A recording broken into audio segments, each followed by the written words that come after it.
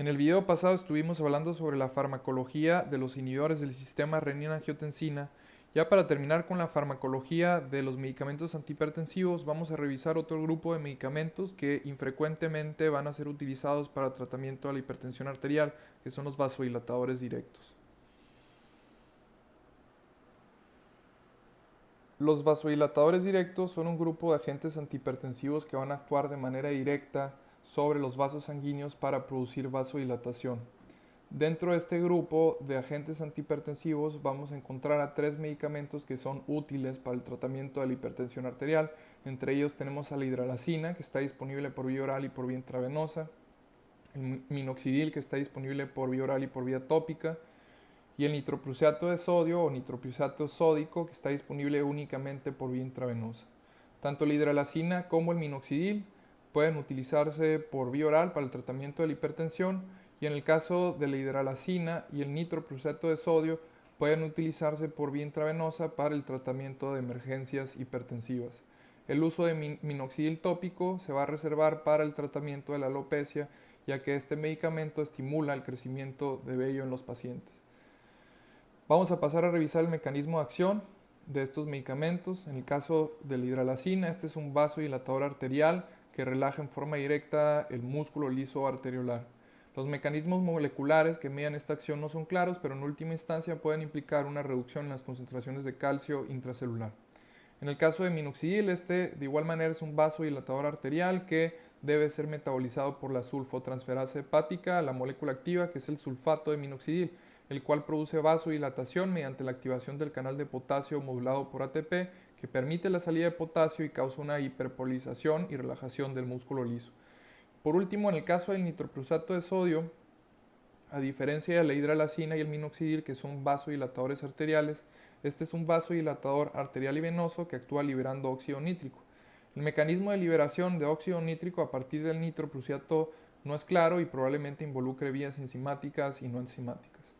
Ahora, pasando a la revisión de las acciones de estos medicamentos, la hidralazina y el minoxidil actúan al producir relajación del músculo liso vascular, en particular en arteriolas, lo cual resulta en una disminución de la resistencia periférica y por lo tanto de la presión arterial. Ambos agentes producen estimulación refleja del corazón con un incremento en la frecuencia cardíaca, la contractilidad miocárdica y el consumo de oxígeno. Estas acciones pueden llevar angina de pecho e infarto de miocardio en individuos predispuestos. Los vasodilatadores también incrementan la concentración plasmática de renina, lo cual resulta en la retención de sodio y agua. Estas acciones indeseables pueden bloquearse con el uso concomitante de un bloqueador, beta bloqueador para equilibrar la taquicardia refleja y un diurético para disminuir lo que sería la retención de sodio. En el caso del nitroprusiato, este dilata las arteriolas y las vénulas reduciendo la precarga y la poscarga cardíaca. En sujetos con función ventricular izquierda normal, el agrupamiento venoso afecta el gasto cardíaco más que la reducción de la poscarga, lo cual lleva a una disminución del gasto cardíaco. Por el contrario, en pacientes con función ventricular izquierda gravemente afectada de distensión ventricular diastólica, la reducción de la impedancia arterial es el efecto predominante, lo cual lleva a un aumento en lo que sería el gasto cardíaco. A diferencia de lo que ocurre con el uso de los vasodilatadores arteriales que incluyen a la hidralazina y el minoxidil, el nitroprusiato sódico por lo general causa solo un aumento modesto en la frecuencia cardíaca y una reducción general en la demanda de oxígeno por el miocardio. Vamos a pasar ahora a revisar los usos terapéuticos de estos medicamentos, comenzando con la hidralazina. Este ya no es un medicamento de primera línea en el tratamiento de la hipertensión debido a su perfil de efectos adversos relativamente desfavorable.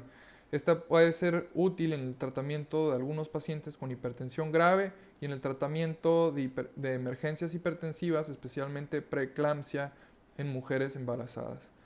También la hidralazina tiene un papel como una píldora combinada que contiene dinitrato de isosorbida, que es vidil, en el tratamiento de la insuficiencia cardíaca.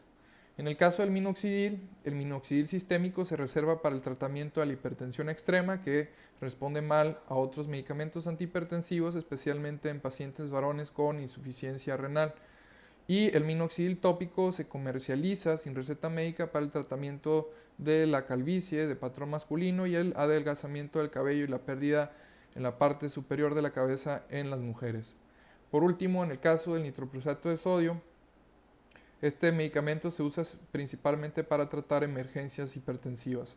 Otros usos de este medicamento incluyen la disminución de la presión arterial durante la disección aórtica aguda junto con un beta bloqueador, ya que la reducción de la presión arterial con solo nitroprusiato puede aumentar la tasa de la presión en la aorta como resultado del aumento de la contractilidad miocárdica, incrementando la propagación de la disección. También se puede utilizar para el mejoramiento del gasto cardíaco en la insuficiencia cardíaca congestiva, especialmente en pacientes hipertensos con edema pulmonar que no responde a otro tratamiento. Y también, por último, se puede utilizar para la disminución de la demanda de oxígeno del miocardio después de un infarto agudo de miocardio.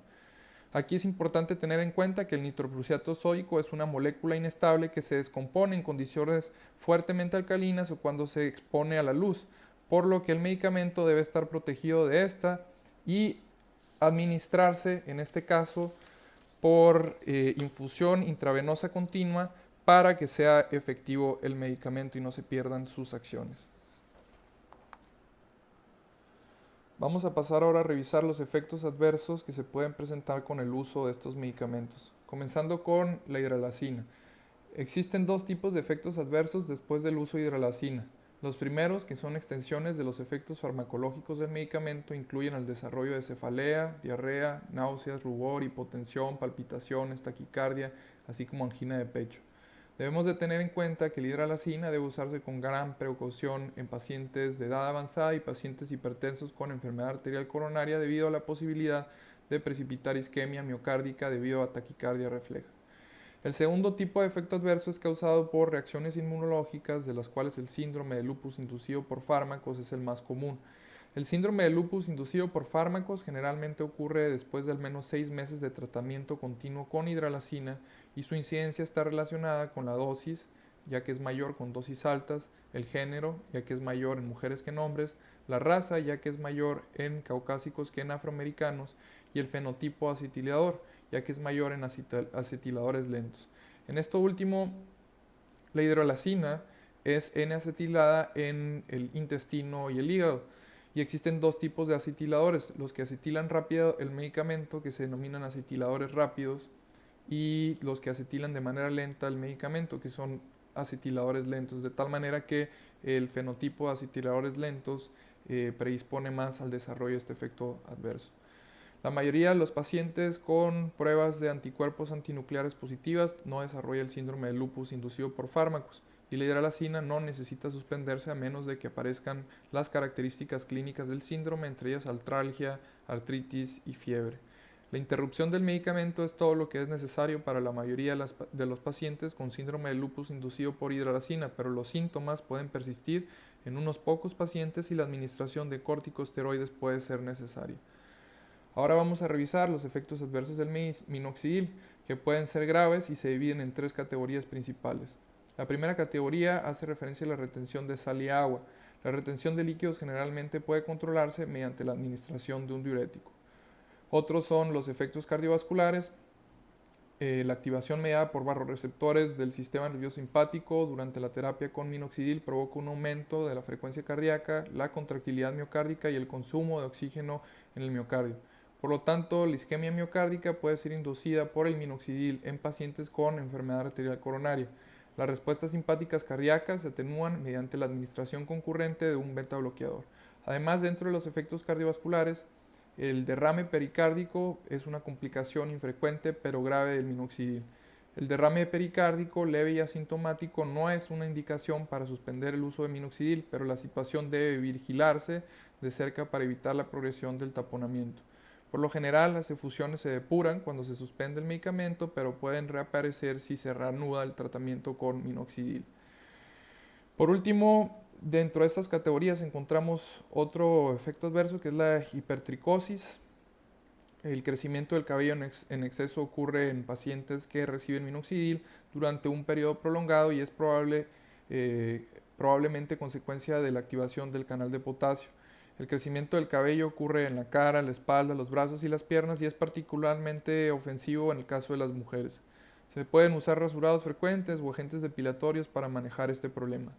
Otros efectos adversos del medicamento son raros e incluyen erupciones cutáneas, síndrome de Stevens-Johnson, ampollas serosanguíneas, intolerancia a la glucosa, formación de anticuerpos antinucleares y trombocitopenia. Por último, En el caso de los efectos adversos, vamos a hablar de los efectos que se pueden presentar con el uso de nitroprusiato sódico, que incluyen el desarrollo de hipotensión. Esta se debe a una vasodilatación excesiva y también se puede producir intoxicación. El nitroprusiato de sodio se metaboliza en el músculo liso a óxido nítrico, el cual va a producir vasodilatación, y por otro lado cianuro. El cianuro es un desecho, el cual pues, va a ser metabolizado por la rodanasa hepática a tiocianato, y el tiocianato como tal se va a eliminar sobre todo a través de la orina. Entonces, tanto el cianuro como el tiocianato se pueden acumular produciendo una intoxicación. La acumulación tóxica de cianuro que conduce a acidosis láctica grave generalmente ocurre cuando el nitroprusiato sódico se infunde a una velocidad superior a 5 microgramos por kilogramo por minuto, pero también puede ocurrir en algunos pacientes que reciben dosis del orden de 2 microgramos por kilogramo por minuto por un periodo prolongado. El factor limitante en el metabolismo del cianuro parece ser la disponibilidad de sustratos que contienen azufre en el cuerpo, es decir, principalmente tiosulfato. De tal manera, la administración concomitante de tiosulfato de sodio puede prevenir la acumulación de cianuro en los pacientes que están recibiendo dosis de nitroprusiato sódico más altas de lo normal. En el otro caso, el riesgo de toxicidad por tiosonato aumenta cuando el nitroprusiato sódico se infunde durante más de 24 o 48 horas, especialmente si la función renal está alterada. Los signos y síntomas de toxicidad por tiosonato incluyen anorexia, náuseas, fatiga, desorientación y psicosis tóxica. La concentración plasmática de tiocianato debe controlarse durante las infusiones prolongadas de nitroprusiato y no se debe permitir que exceda de 0.1 miligramos por mililitro. En pacientes con insuficiencia renal, el tiocianato puede eliminarse fácilmente mediante hemodiálisis. Y ya para terminar, vamos a revisar las dosis mediante las cuales se administran estos medicamentos para el tratamiento de la hipertensión arterial. Decíamos que la hidralazina se puede administrar tanto por vía oral como por vía intravenosa. En este caso, la intravenosa es para el tratamiento de emergencias hipertensivas. La dosis en el tratamiento de las emergencias hipertensivas vamos a estarlas discutiendo cuando hablemos de crisis hipertensivas. Cuando se administra por vía oral, se administra a dosis de 10 a 50 miligramos 4 veces al día.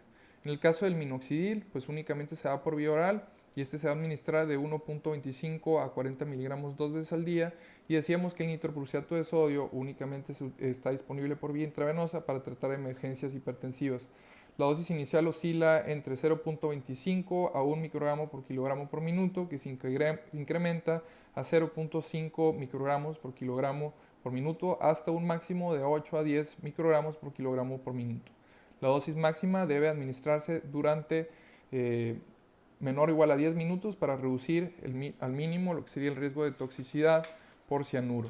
Y con eso ya terminamos de discutir a los vasodilatadores directos y toda la farmacología de los agentes antihipertensivos. Ya en el siguiente video, para terminar con el tema de hipertensión arterial, vamos a estar hablando de cómo se realiza la selección de fármacos antihipertensivos en pacientes individuales, el algoritmo de tratamiento para adultos con hipertensión, así como la hipertensión resistente al tratamiento.